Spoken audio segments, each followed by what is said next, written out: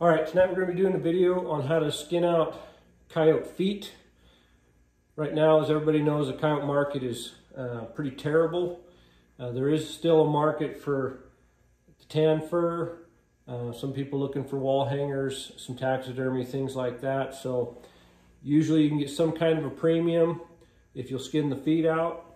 If you're going for the fur trade, usually I skin up to about here, and then on the fronts, I cut them up here at the elbow. But if we can leave all four feet intact with the paws and the claws, can get a little bit more money. So we're just going to get into it. Pretty much the same basic tools as what I would use. The difference being I do add the addition of this called a bird beak style knife, and we'll show that when we get up around the toes. And then I also use a butcher's meat hook, and we'll show that when we get in between the different toe joints. So go ahead and get started.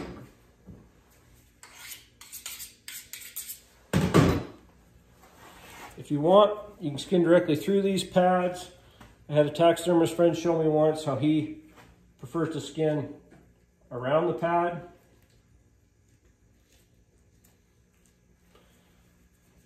So I've essentially opened up around that pad. Then I just go ahead and follow up along the color change right here between this inside the leg and the outside. Nice distinct line between this oranger hair and this whiter hair. I like to go ahead and skin this out a little bit.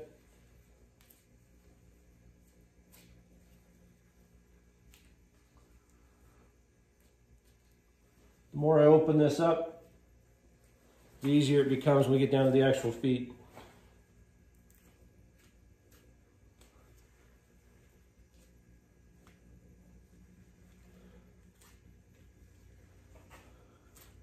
If you're used to skinning a lot of coyotes for the fur trade, where you're not doing the feet, and you go to do feet, you're going to find out it's a major pain in the butt, and it's going to take you a lot longer than what you're used to.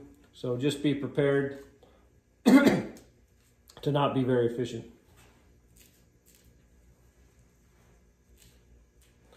When you get to that pad, it's real fatty underneath. You can try to take that off here. You can leave that on. At some point it's going to need to come off, but I usually leave it on the pelt and trim later. Okay, so we're starting to open up inside that foot. We've got the pad off of the foot. Starting to see those individual toe bones. You can certainly keep working this off. One thing you're going to find is that you're going to start kind of fighting, trying to get your knife into all those tight places. What I find is easiest for me, I just go up here to this break joint,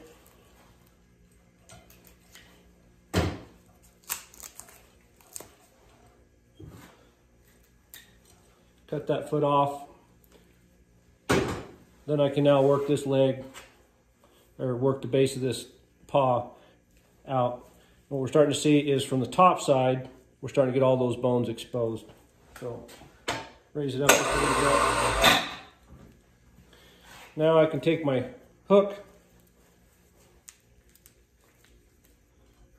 get in between each of those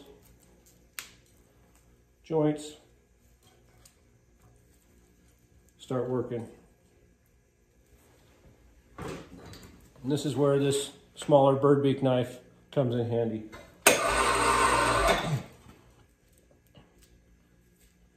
By doing it this way, I can put lots of pressure on those, so I'm essentially just working it up.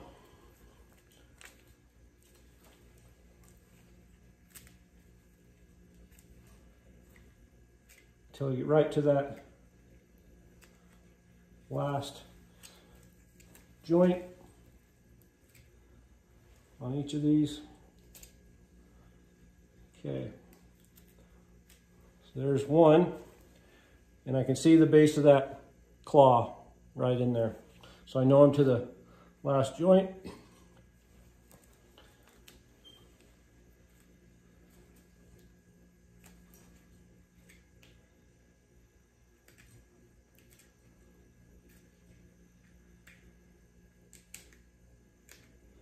Same thing over there. I was able to actually stick that point of that bird bake knife right in there.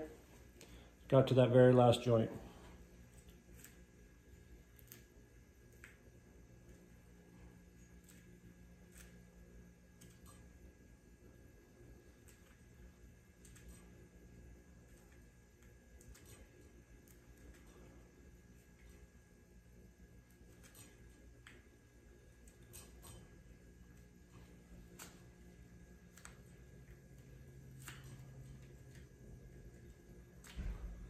And the last one.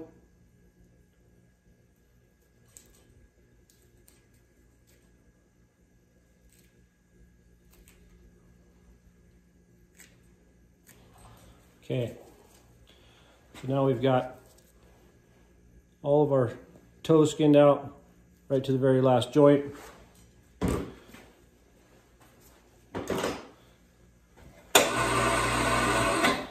All that's left inside this paw is a little bit of fat that needs to be trimmed, and you can look down into these joints and you can actually see that base of each of those claws. So our claws are still intact. We still got all the pieces of the pad. If somebody wanted to do some taxidermy work, they could, certainly just as a wall hanger. When you go to actually put this on the board and finish this, I would take a little bit of time to clean this fat off of these pads, trim this up a little bit, and then I put a little borax inside there just to help in the cleaning. After you got that done, pretty much the rest of the pelt just skins just like you normally would until we get to the front legs. So I'm going to go ahead and stop the video here, and then we'll start back once we get to the front legs. We've got both our hind legs skinned out all the way. Got the pelt removed from the hips. We're ready to hook up to the machine and pull down. But before we do that, we're going to go ahead and start these fronts. Just like I did on the rears, we're going to skin out the pad, go up this color change, and I'm going to stop right here about this elbow. Both sides. You've got a dew claw here to work with in this rear pad, so you need to make sure you go between that dew claw and the pad. That's what works for me. That'll put me consistent on both sides. I'll use that as a guideline. Okay, I'm just up past this elbow. Same thing. I'm going to start this pad, go around it rather than split it. Work between the dew claw and the extra pad.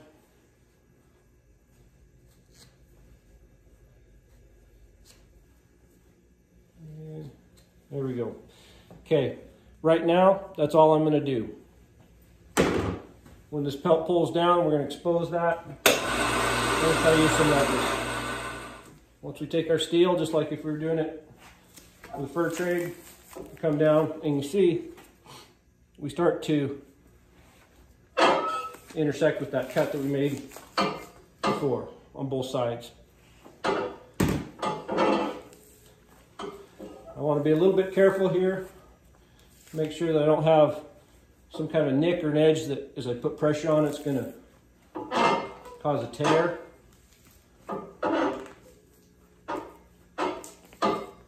Okay, once I'm down to about that point, I can usually just work that up. Same thing on that side.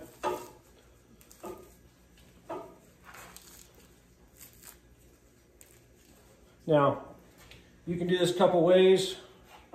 Remember, you've got that extra pad in this dew claw. You can open up the underside of this pad now, which is probably the best way to go.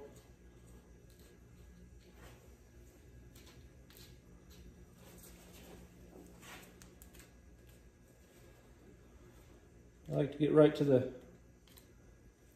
joint on that dew claw. See, I went right to the very end. This is the actual claw itself. This would be the last joint on that. And we're just going to try to open this up as much as we can. Okay, then just like on the other side, I'm actually going to come up to this joint and I'm going to remove that leg. You could remove the leg now, pull, and just use leverage to do all your cuts. That's an option too. I find that I like having the underside of this pad skinned out. Okay, so now we've got those pretty well opened up. We're starting to see the individual toe bones. Like I mentioned before, I usually come up and take this joint off.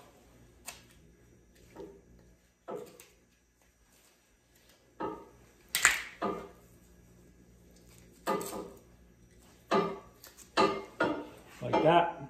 That's going to give me a lot of leverage to pull. Okay, both removed. So now what we've got is we still have this connected up here. We don't want to keep pulling on the machine because what's going to happen is you're going to get out of pelt and then this is still attached. So now is the time when we're going to rotate this just a little bit and I'm going to work this way. And you can get in with your hook just like last time.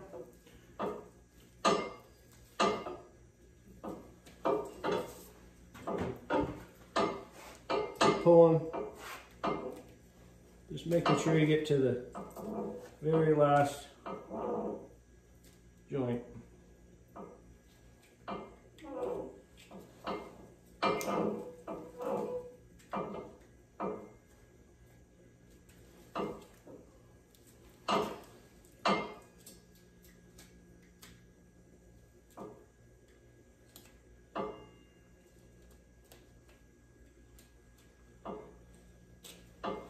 That bird beak knife is really nice because you can just barely expose that joint and you can get the tip right into there and it'll start to open it up. You can see I basically separated it.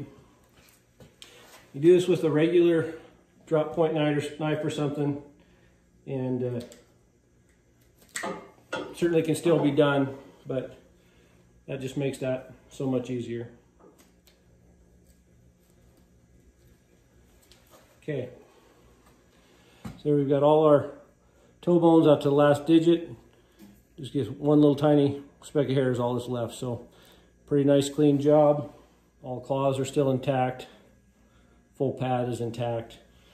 It's going to make a really nice presentation. Same thing on this other side.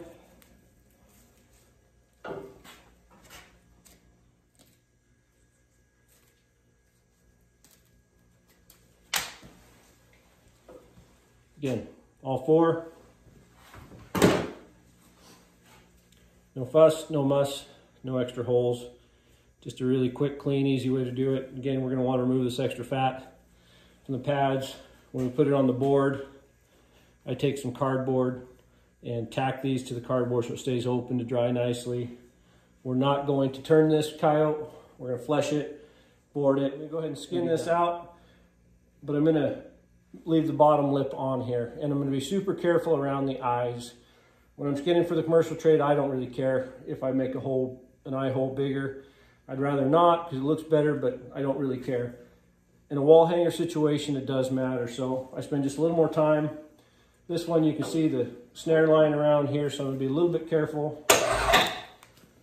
Get the ears exposed, and I don't turn ears or split lips like a true taxidermy type situation. I do like to bring it down to where you get out of this red meat and you start to get into the white. Cut back towards the skull. That's going to remove most of my cartilage, and it seems to work fine on wall hangers. Here is where I'm being careful. I'm cutting directly towards the skull. I'm not cutting towards the hide. You can see that eye get exposed. Word of caution, keep your mouth closed during this part of the process. You'll thank me later.